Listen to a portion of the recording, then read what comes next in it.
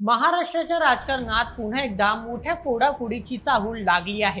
कारण उद्धव ठाकरे यांच्या पक्षात ऑपरेशन टायगरची चर्चा सुरू असतानाच आता काँग्रेसच्या गोटात ऑपरेशन लोटसमुळे खळबळ उडाली आहे. आणि या संपूर्ण चर्चेच्या केंद्रस्थानी आहेत हदगाव हिमायतनगरचे माजी आमदार माधवराव पाटील जळगावकर.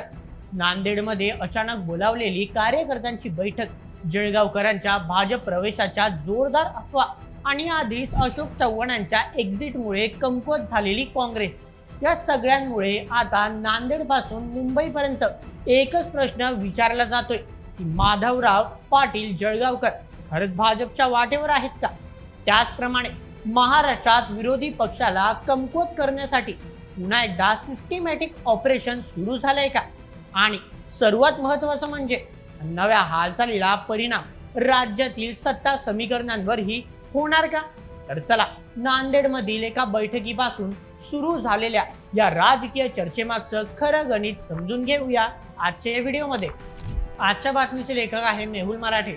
तर मित्रांनो, महाराष्ट्राच्या राजकारणात जेव्हा एखादी बैठक अचानक बोलावली जाते आणि जेव्हा अशा बैठकीत एखादा नेता आपल्या मतदारसंघातील माजी पदाधिकारी आणि निष्ठावान कार्यकर्त्यांना तातडीने एका छताखाली गोळा करतो, तेव्हा ती बैठक फक्त संघटनात्मक असते असं राजकारणात कधीच मानले जाऊ शकत नाही. कारण महाराष्ट्राच्या सत्तेच्या खेळात बैठका या फक्त बैठका नसतात, बहुतेकदा संदेश असतात, काही वेळा इशारे असतात, काही वेळा दबावाची साधनं असतात आणि काही वेळा त्या पुढच्या मोठ्या राजकीय निर्णयाची रंगीत तालीम मांडल्या जातात. राजकारणात फोडाफोडी हा शब्द आता नवीन राहिलेला नाही, परंतु प्रत्येक वेळी त्याचा संदर्भ, त्याची वेळ, त्याची राजकीय गरज आणि त्यातून निर्माण होणारे परिणाम वेगळे असतात.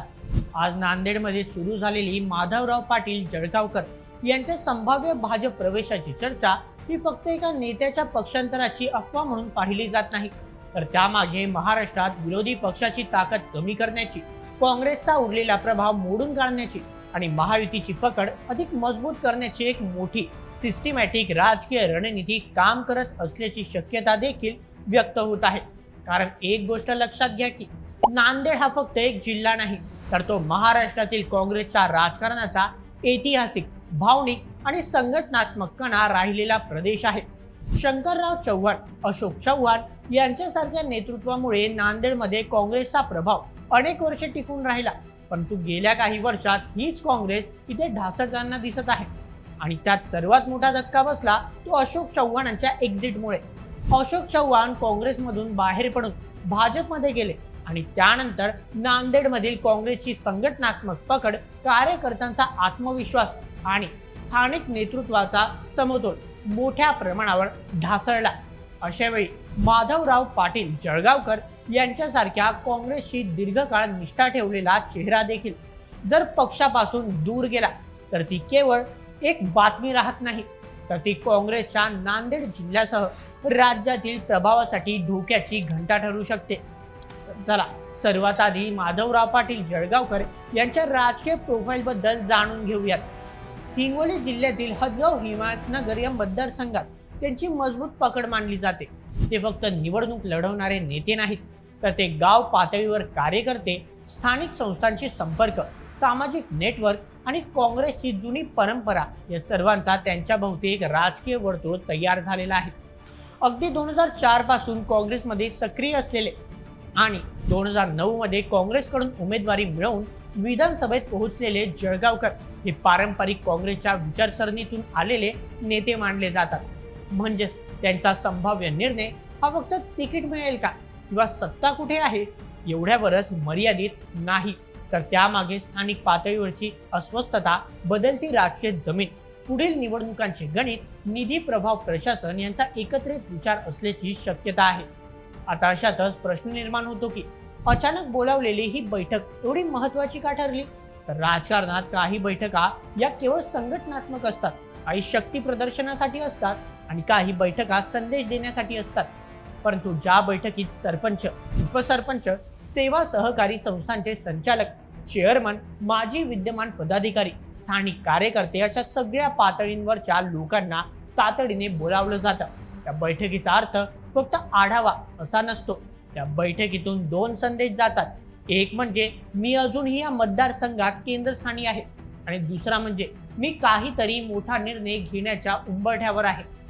म्हणूनच या बैठकीकडे केवळ जळगावकरांच्या समर्थकांनी नाही, तर काँग्रेस, भाजप, महायुती आणि विरोधक सगळ्यांनीच आपलं लक्ष केंद्रित केल्याचं सध्या सांगितलं जात आहे. म्हणूनच इथे ऑपरेशन लोटस हा शब्द अचानकच वापरलेला गेला नाही, तर त्यामागे राज्यातील राजकारणात गेल्या काही वर्षांमध्ये घडलेल्या घटनांचा एक मोठा संदर्भ लपलेला आहे.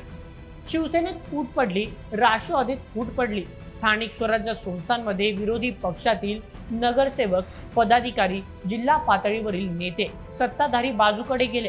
प्रत्येक वेळी जेव्हाही अशा घटना घडल्या त्यावेळी अधिकृतपणे कोणतीही गोष्ट मान्य करण्यात आली नाही. मात्र या सर्व घटनांच्या मागे एक विशिष्ट राजकीय पॅटर्न नेहमीच सारख्या पद्धतीने पाहायला मिळाला.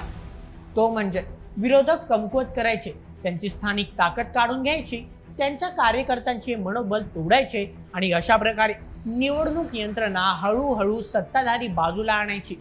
तर चला आता समजून घेऊया की या घटनेचा नांदेड जिल्ह्यातील स्थानिक राजकारणात कसा बदल पाहायला मिळेल.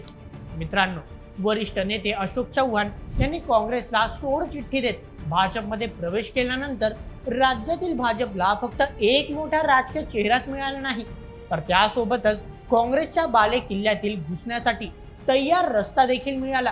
कारण अशोक चव्हाण हे राज्याचे माजी मुख्यमंत्री असून नांदेड जिल्ह्यासह मराठवाड्यातील काँग्रेसच्या संघटनात्मक शक्तीचा एक महत्त्वपूर्ण भाग होते. त्यांचा अगदी अचानकपणे पक्ष सोडून जाण्यामुळे काँग्रेसला स्थानिक पातळीवर मोठी पोकळी निर्माण झाली होती. यामुळे अशोक चव्हाणांबरोबरच अनेक स्थानिक कार्यकर्ते देखील भाजपमध्ये मोठ्या प्रमाणात दाखल झाले आहेत. या सर्व गोष्टींचा विचार करता आता स्थानिक पातळीमधील निष्ठावान नेते देखील भाजपची वाटेला जाण्याची शक्यता आणखीनच वाढते. आता अशातच जर माधवराव पाटील जळगावकर यांच्यासारख्या नांदेड जिल्ह्यातील एक निष्ठावान आणि प्रभावी नेता जर पक्ष सोडून गेला तर त्याच्यासोबत आणि पातळीवरील पदाधिकारी, नेते, लोकप्रतिनिधी आणि स्थानिक कार्यकर्ते देखील मोठ्या प्रमाणात पक्षांतर करण्याची शक्यता आहे. त्याचा सरळ परिणाम त्यांच्या मतदारसंघातील काँग्रेस पक्षाच्या वर्चस्वावर होऊ शकतो. त्यामुळे भाजपला नांदेड जिल्ह्यातील राजकारणातून आणखी एक प्रभावी चेहरा मिळू शकतो. त्याचप्रमाणे भाजपची ग्राउंड लेव्हलवरील ताकद आणखीनच मजबूत होईल. त्यामुळे सरळ सरळ काँग्रेसच्या उर्वरित शक्तीला देखील धक्का पोहोचण्याची शक्यता आहे. अशा प्रकारे स्थानिक पातळीवरील प्रभावी नेत्यांना आपल्या बाजूने वळवून राजकारणातील सर्व समीकरणेच बदलून टाकायची आज भाजप पक्षाचा राजकीय फॉर्म्युला असल्याचं राजकीय विश्लेषकांचे मत आहे. आता या रणनीतीचा उपयोग करून भाजप आगामी लोकसभा आणि विधानसभा निवडणुकीसोबतच स्थानिक स्वराज्य संस्थांच्या, जिल्हा परिषद आणि पंचायत समितीच्या निवडणुका देखील आपल्या पथ्यात पाडून घेण्याच्या तयारीत आहे. त्यामुळे आता या प्रकरणात माजी आमदार माधवराव पाटील जळगावकर हे नेमकी काय भूमिका घेतात हे पाहणं देखील तितकंच महत्त्वाचे ठरेल. तर मित्रांनो, या संपूर्ण प्रकरणावर तुम्हाला काय वाटतं? आता भाजप खरोखर नांदेडमध्ये ऑपरेशन लोटस राबवत काँग्रेसला धक्का देणार का? तुमचं मत आम्हाला कमेंटमध्ये नक्की कळवा आणि अशाच व्हिडिओसाठी सबस्क्राईब करा बोल MH आपल्या यूट्यूब चॅनलला. धन्यवाद.